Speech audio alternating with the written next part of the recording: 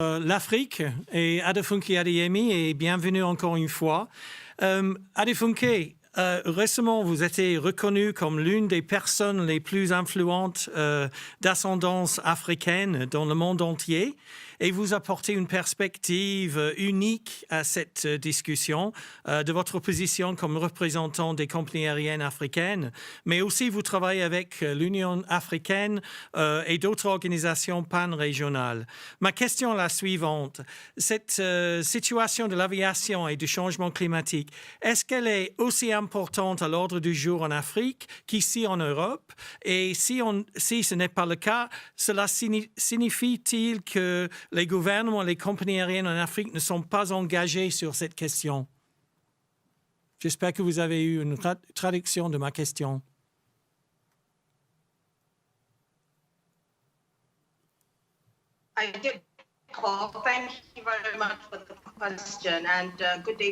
Oui, j'ai compris le français, même si je n'ai pas eu la traduction. Bonjour à tous, je suis content d'être ici.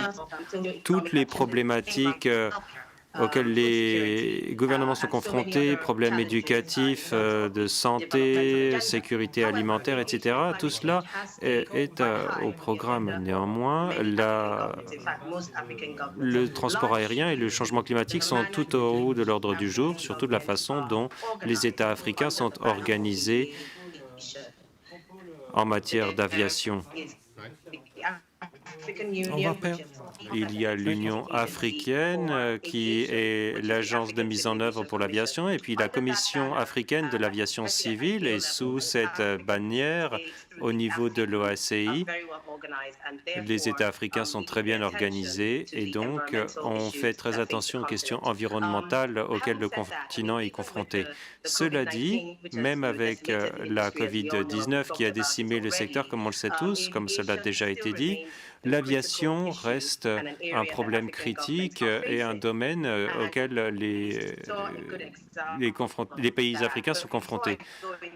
Mais avant de parler des points en particulier de ce que peuvent faire les États africains contre le changement climatique, je peux vous expliquer l'apport de l'aérien aux économies africaines. Cela permet de connecter un continent comme l'Afrique qui est gigantesque géographiquement parlant. Ce que l'on voit sur la carte ne représente pas bien la taille, mais en outre, l'aérien permet de connecter les gens à des possibilités économiques avec les possibilités de commerce et d'aller travailler dans d'autres pays, les possibilités d'aller faire du commerce dans d'autres pays. Tout cela est fondamental pour les Africains.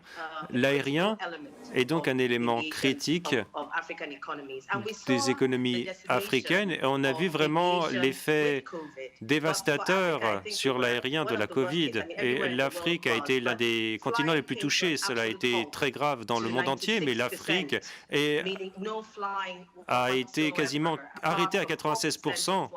Aucun vol, à part les 4% de vols qui transportaient des biens et services essentiels, des EPI, des médicaments, des travailleurs essentiels, etc. Et on essaie encore de quantifier les effets sur l'économie africaine. Néanmoins, le changement climatique et l'aérien, cela reste très élevé. On reconnaît la contribution économique qui était de plusieurs millions d'emplois avant la COVID. Ça représente des millions de dollars d'activité économique. Mais maintenant, pour parler du CORSIA. Pendant la période, nous avons aussi reconnu le fait qu'il était nécessaire d'étudier les mesures et les seuils temporels qui avaient été convenus au niveau de l'OACI. Et donc, les États africains sont venus soutenir cette initiative de façon très solide. Une autre chose que je souhaitais soulever, l'un des meilleurs exemples de la façon dont l'aérien est encore tout en haut de l'ordre du jour pour les États africains avec le CORSIA. Sous l'égide de l'initiative CORSIA, la grande majorité des États africains seront exonérés du CORSIA du fait des seuils de trafic. Mais même avec cela, 18 États africains, de façon volontaire, ont participé au processus et même à leur petite échelle, cela permet de contribuer à l'intégrité du programme. Et cela vient démontrer à quel point les États africains s'intéressent aux questions environnementales. Au niveau des compagnies aériennes, pour conclure, on a l'exemple de Kenya Airways, qui a été la première compagnie aérienne en Afrique à lancer une initiative environnementale par le biais de ses propres programmes de compensation carbone. Même avant l'entrée en vigueur mondiale du CORSIA, elle permettait aux passagers de payer pour compenser leur vol avec des initiatives pratiques et réelles dans différentes parties du Kenya, son propre pays, avec des exemples d'un fabricant de coton qui contribue à réduire le recours au bois comme bois de chauffage. Donc, on a déjà vu d'autres exemples. Et puis, en Afrique du Sud, on a aussi vu certains exemples de compagnies aériennes qui sont allées au-delà de la compensation carbone et qui se sont penchées sur leur propre organisation pour voir comment elles pouvaient continuer de réduire leur empreinte environnementale par le biais de programmes d'évaluation environnementale.